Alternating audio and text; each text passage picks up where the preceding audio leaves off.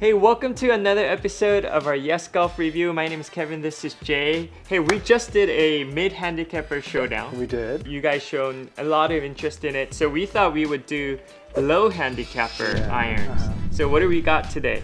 So right now we have the P7CB from TaylorMade, and then we have the T150 from Titleist. The Ping, we have the Blueprint S, and then from Mizuno we have the Mizuno Pro 243 iron. Trixon DXi 7 versus the Mizuno Pro S3. That's right, these two, and then the subsequent videos are we're all gonna test it from what we call, or these club makers call, the low handicapper. So these are probably gonna be your third set. It could be your last set, but I don't think so, because I know if you are interested in these kind of clubs, that chances are that you're a gearhead and you might want to get new stuff every now and then. But hopefully these are technically very similar, so we're gonna really nitpick the differences so that you can see the differences and make your choice on which one you would go with. So we'll start with the TaylorMade P7CB. Let's do it. All right, let's do it. Yep.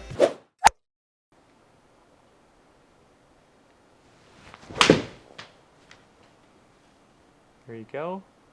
Good shot. How did that first initial hit feel for you, Jay? It was slightly mishit, I would say, but definitely feel all the reaction to it. I think this is what you're looking for in this category, is that you want instant feedback. You want to know where you hit it. You want to know what the misses were, and that helps you improve. So I definitely felt that. That was not in the center, which is exactly what you're looking for in these type of clubs. Yeah. Yes, great feedback is something that someone would look into. Go ahead and hit another one, and we'll go into the Titleist. How did that one feel? So that was just a little thin. Just a little thin, okay. But I got away with it. Okay. Yeah. And you're able to tell from those two shots. Yes, right? I can definitely tell right off the bat that that was a little thin. The feedback is instant. Yeah. Surprisingly, though, I got away with that. I mean, I think if that was a muscle back, it wouldn't have performed as such. Yeah. And there's probably a reason why, because there's a little bit of technology in this. That's right. Yeah. So 7 iron and on, so up to I think 3 iron they come out to. There they have tungsten weighting, and there's a little bit of a cutout right at the point of impact. Yeah. So that allows for perimeter weighting, so meaning you get more forgiveness on off-center hits. Right. So both of these, the Titleist and P7CB from TaylorMade, have the tungsten story in them, which will help golfers with miss hits. Right. Specifically something like this. So yeah, but like one thing that I really do want to note, especially with the modern cavity backs, they're not just one piece of steel all the way throughout the set. That's right. Now companies have come up with the technology to kind of blend in with the longer irons, where I think everyone could get some help, right? Yes. And they've put in some technology from their other clubs to try to give you just a little bit more forgiveness or just a little bit more launch in the longer iron. That's right. Yeah. So let's go into the Titleist T150. Okay.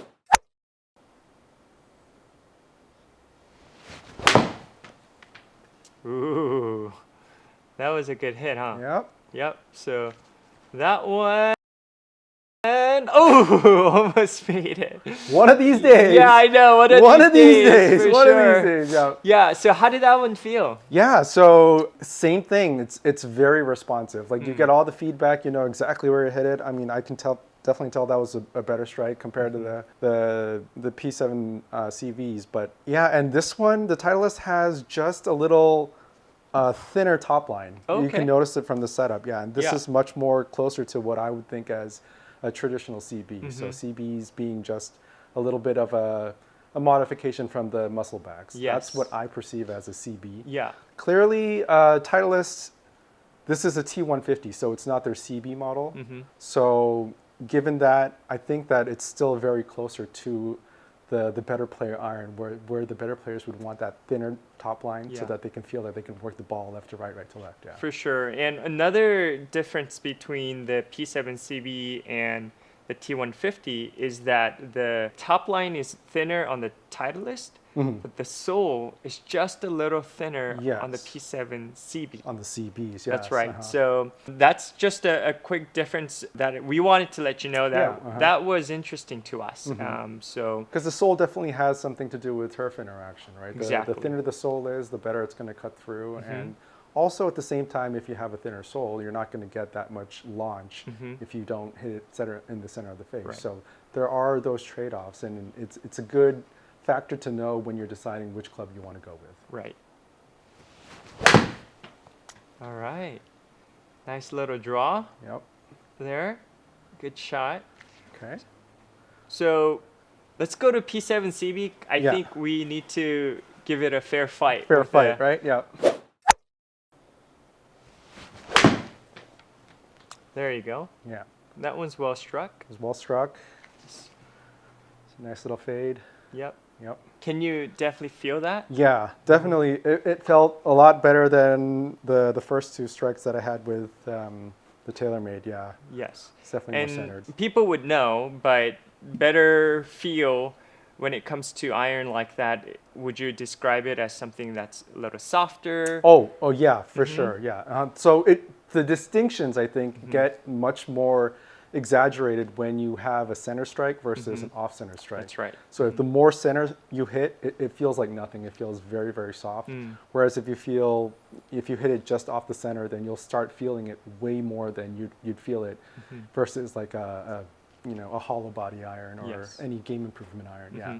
So that's what we're talking about when we say feedback. The feedback is much more instant. It's much more exaggerated, so you know exactly where you hit and what happened with the shot. Yeah. Yes. Ooh, good shot there. This one looks very similar to the second one that you struck with the T150. Yeah, I was trying to play just a little draw there, and yep, It's doing it. it works exactly as how I wanted Yeah, it to go. so there's a degree of difference between the loft of these two. The TaylorMade P7 CB is 33 degrees on yeah. 7 iron, and T150 is 32 degrees. So we'll take a look at the data and take a look at the ball speed, the distance, and the peak height, and how that 1 degree of difference, Yeah. if it makes a difference. If it does, yeah. If not.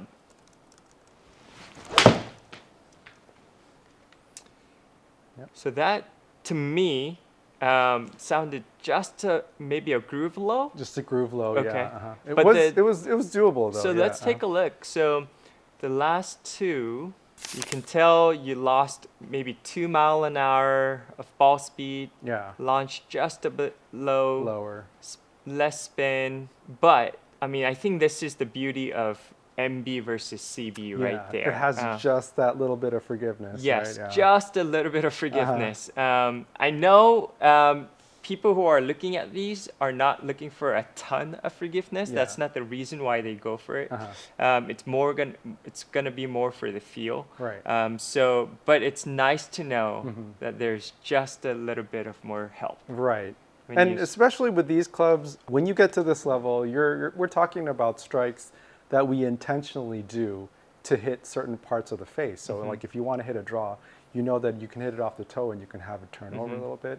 If you want to try to take some off and hit a little fade, then you would kind of line it up on the heel and try to hit it on the heel so that you can get that spinner. Yes. So, forgiveness is good for non-intentional mishits. Whereas when we're talking about CBs, we still have that kind of room for intentional mishits or intentional hits on certain parts of the face. That's right. That helps us control the ball. That's Yeah. right. All right, perfect. Let's go back to T150.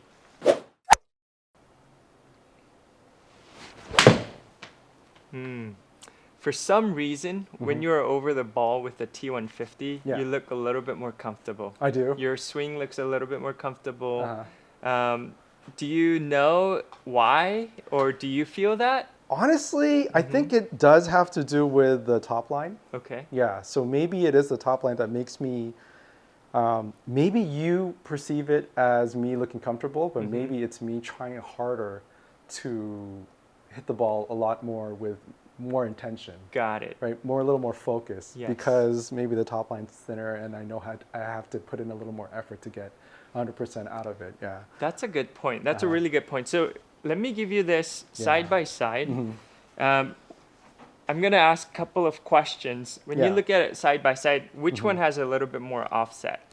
Offset, I would say the P7CB has just a little more offset, just a little more noticeable. Got it. And the thing is, it's noticeable because the neck or the face, where the grooves start closer to the hosel, it comes in more earlier than the Titleist. So got it. Yeah. Okay, so the groove is more closer to the hosel. To the hosel, right? So the face actually starts a lot closer to the hosel. Yeah. So it looks like that curve is a little more indented for the offset. How about the blade length? Blade length, yeah. I mean, they're almost the same. Almost it's the same. really identical. Even the toe shape is so similar. It's not, one is not edged.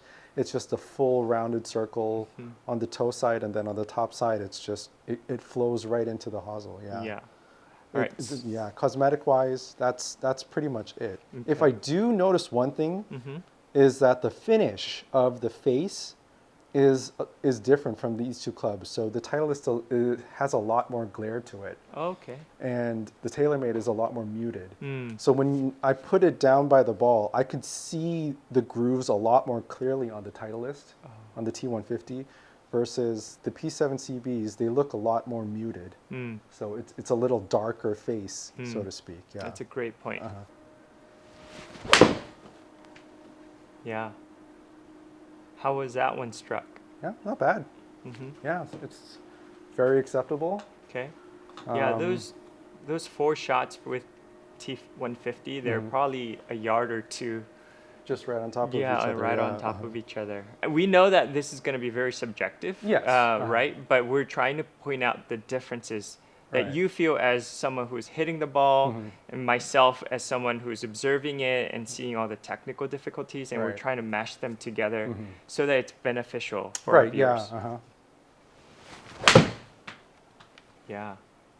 Man. Try to hit a little draw there and perform Those just 5 like I wanted shots to. with Titleist. Yeah.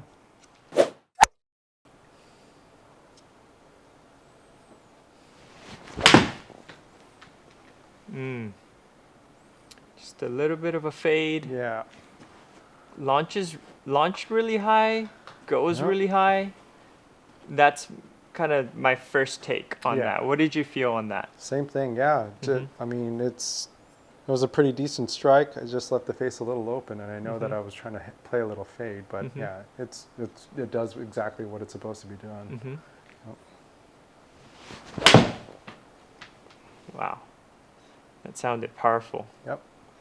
Yeah. So ping, as you have mentioned actually in our I530 video, that they're not very much known for forged irons. Forged irons, but these are fully forged from 8620 carbon steel. Yeah. So do you feel like it's a forged club? Oh yeah, it does. Yeah, it definitely feels like a forged club. There's no clickiness. There's no, that kind of ping hollowness. There's none of that. It's just, it feels very solid. Yeah. All right, let's go on to Mizuno. All right, Jay, I know you've heard it a million times, but nothing feels like a Mizuno kind of iron right here. So we'll see if it doesn't feel like anything else but Mizuno. Yep. Okay, so definitely louder. Yeah.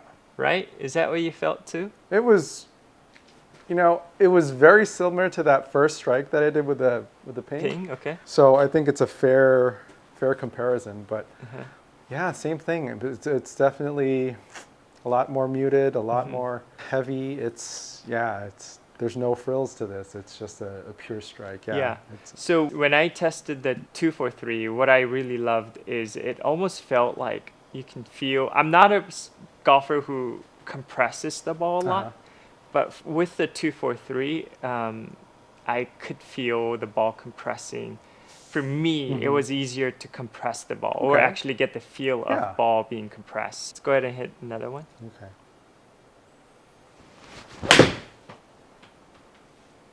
Okay. Was Yeah, that that one I caught just a little heavy. Just a little bit heavy? Just a little heavy, yeah. Okay, but they look very similar. Yeah. Right, we can... I think that's where you can get away with just a little bit of that Yep. forgiveness, yeah. Yep, so we see all 4 balls there. So just to make it a little bit more interesting, I'm going to call some shots. Yeah, I think that's great. This is what we're all looking for, right? We're looking for a little bit of controllability, right? So let's go back to the Ping Blueprint S, and since you've been hitting a little bit of fade, we'll try to hit a draw. Hit a draw, okay.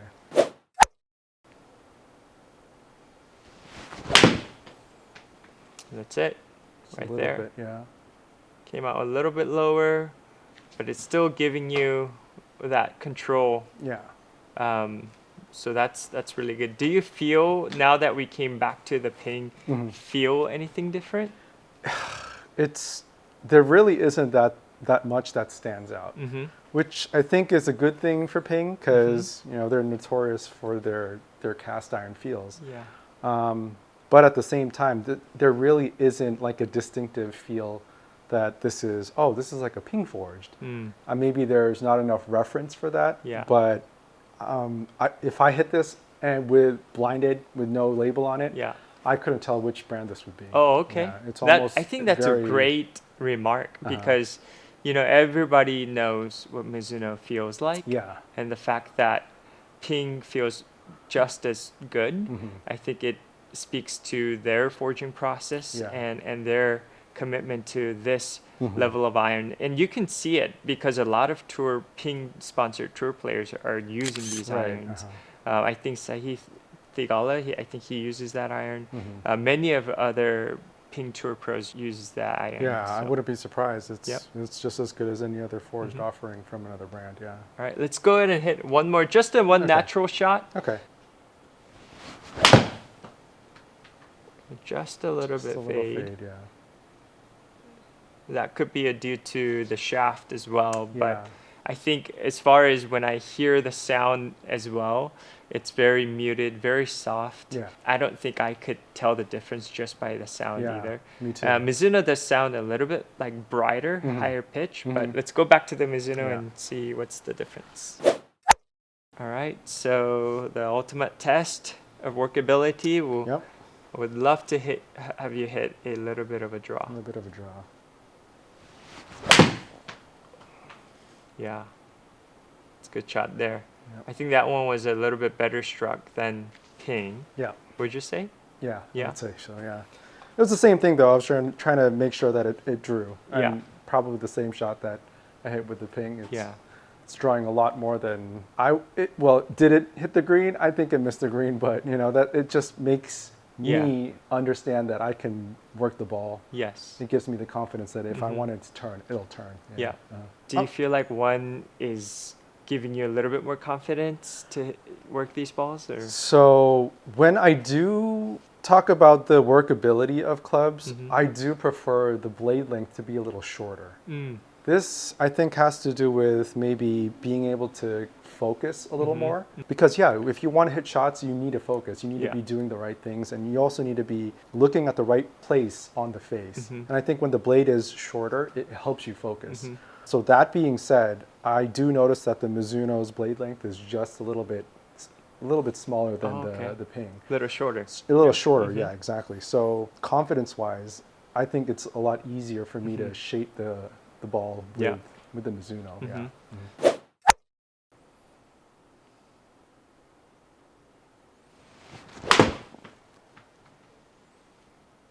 All right. That sounded solid. Yep. Well, we've already tested this iron, so if you haven't looked at it, you can look at our full review of it. But we had nothing but good thing to say about these, and it's all over YouTube, really. Testing these irons. It's a lot of people describe it as just a solid Mizuno iron. That sound even more solid. How did that feel? It's a good strike. Yeah. Goes high, probably because it's 34 degrees. Would you say out of the 6, I mean, we have a library of irons that we've tested. Would you say that it feels, how does it feel? Interestingly, it is actually not on the softer side. Mm-hmm. I would actually say it's actually on the louder side. It may be just the strikes that I've been doing, but it's definitely not the softest one. Yeah. Interestingly enough. Yeah, and I think the metals that they use are not the softest Right, metal. And I don't think Mizuno is claiming that their irons are the softest. right? Yeah. It's just they just claim that it's the best. Yeah. But we have a Japanese counterpart, Oh yes. Strixon, The to test. Strixons. Let's do it.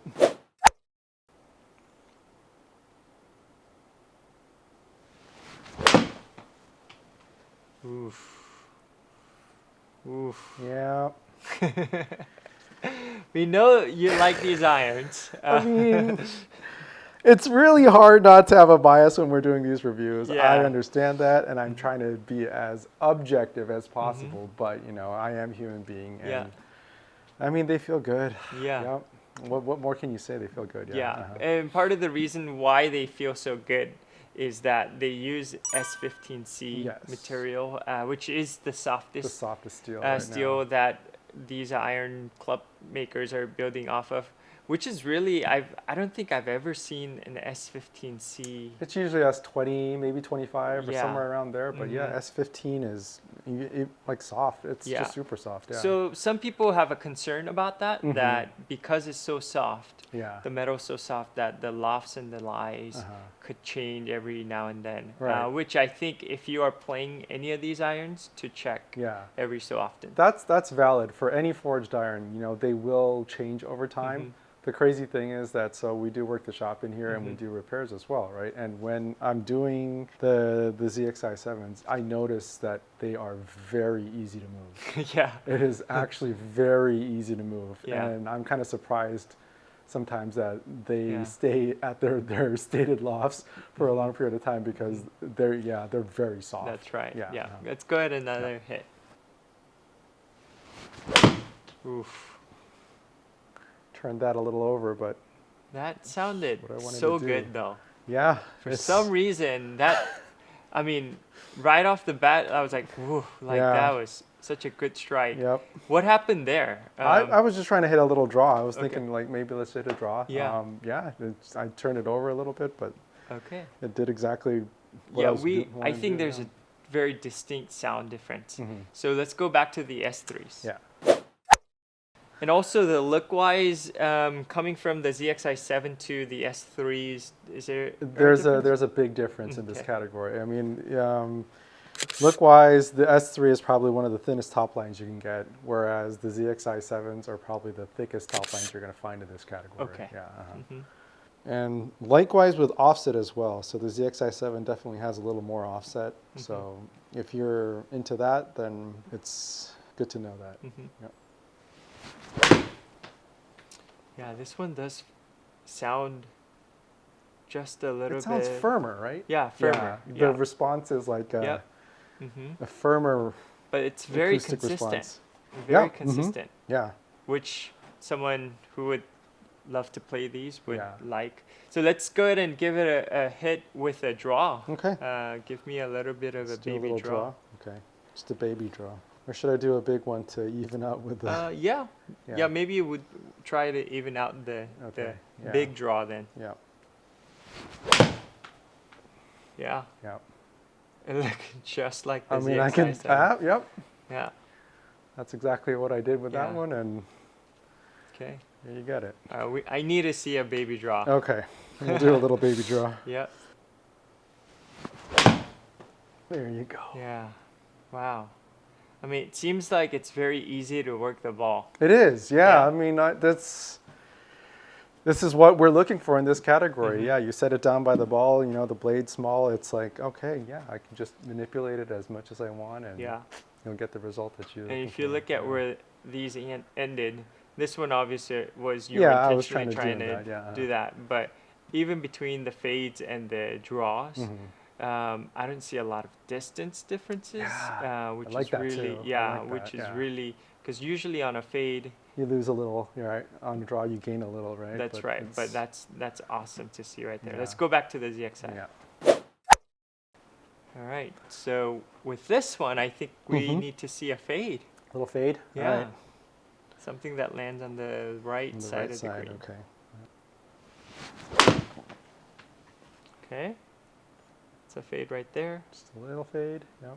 Maybe a little low on the face. Yeah, I didn't go full on it. Yeah. That was a little more controlled shot. Yeah. I think that's what. Which is fine. Yeah. It's what you would hit on the golf course. Yeah. I mean, even with a thin shot like that, we're Mhm. getting 1.35 in the smash factor, Yeah. which is really, really good. It's good.